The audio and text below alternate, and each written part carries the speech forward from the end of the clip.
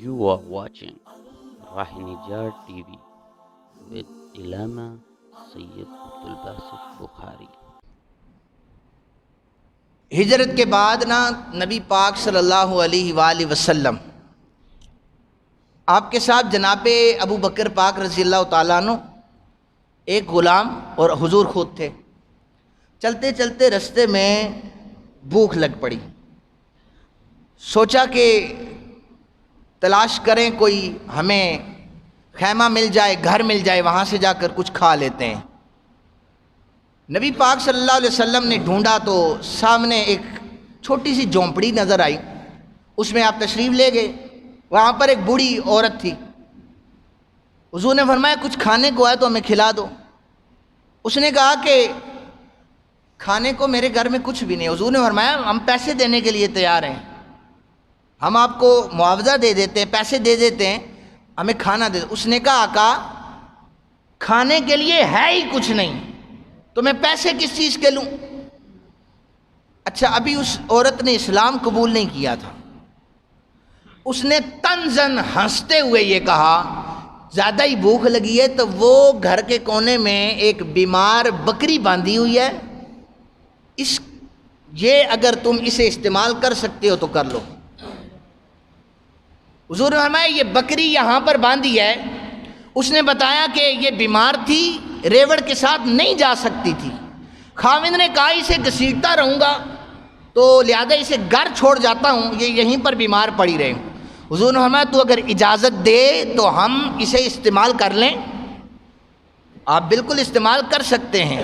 اسے کیا پتا تھا یہ میرے گھر میں آج میرے بخت بیدار کرنے والا کوئی اور نہیں ہے، اللہ کا نبی آیا ہوا ہے۔ حضور نے اس کے پٹھوں پر جا کر ہاتھ پھیرا، بیمار بکری تھی۔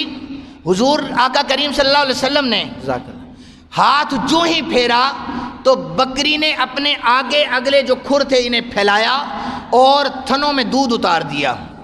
حضور نے فرمایا اوے بڑھیا، گھر میں جو سب سے بڑا برتن ہے وہ لے کے آ۔ بڑا برتن لے کے آئے، دودھ دوہتے رہے۔ جناب ابو بکر پاک بھی تھے، غلام بھی تھے، حضور خود بھی تھے۔ جب وہ بڑا برتن جھاگ اس میں سے گرنا شروع ہو گئی، حضور نے فرمایا پہلے تو اس بڑھیا کو پلاؤ، یہ بھی صبح سے بھوکی ہے، پھر اس کے بچوں کو بھی دو، یہ بھی سارے بھوکے ہیں۔ پھر اس کے بعد آقا کریم صلی اللہ علیہ وسلم نے خود بھی پیا، غلام کو پلایا، جناب ابو بکر پاک نے بھی پیا۔ پی لینے کے بعد حضور نے ایک اور برتن بھر کے اس میں سے دودھ نکالا۔ نکالنے کے بعد حضور نے فرمایا شام کو تیرا خاوند آ جائے اسے بھی یہ دودھ دے دینا۔ اب جو ذہن کو حیران کرنے والی بات ہے کہ بکری کی جو عمر جو محدثین کرام نے لکھی ہے وہ 6 مہینے تھی۔ کتنی تھی؟ وہ ابھی دودھ دینے کے قابل بھی نہیں تھی اور وہ اتنی بیمار تھی کہ وہ ویسے ہی دودھ نہیں دے سکتی تھی۔ آقا کریم صلی اللہ علیہ وسلم نے مدینہ پاک میں ہجرت کے بعد 10 سال گزارے۔ کتنے سال گزارے؟ وہ بکری بیماری سے ہٹ کر 10 سال تک دودھ دیتی رہی۔ آقا کریم کا وصال ہو گیا، جناب ابو بکر پاک کے 2.5 سال کا دور آیا۔ 2.5 سال اس بکری نے دودھ بند نہیں کیا۔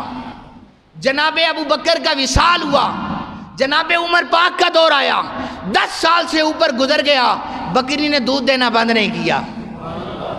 پھر طاعون کا مرض پھیلا، طاعون کی بیماری پھیلی، وہ بکری وہاں پر مر گئی۔ پتہ یہ چلا ارے جس پر میرے اور آپ کے آقا ہاتھ لگا دیں پھر اسے موت آ سکتی ہے لیکن اس کی برکتیں ختم نہیں ہو سکتی۔ یہ اللہ نے اختیار دیا تھا۔ اب یہ ذہن اس بات کو عام انسان جو ہے وہ ماننے کے لیے تیار نہیں ہوتا، لیکن جب حضور کی بات ہوگی تیار نہیں ہوگا، دائرہ اسلام سے وہ کٹے گا۔ لیکن یہ غیر عادی چیز تھی۔ عادی چیز تو انسان کر دیتا ہے، لیکن ایک 6 مہینے کی بکری ہو اور بیمار ہو اور وہ اتنا عرصہ تک دودھ دیتی رہے۔ لوگوں یہ کمال اللہ نے صرف اپنے نبی جناب محمد رسول اللہ کو عطا کر رکھا ہے۔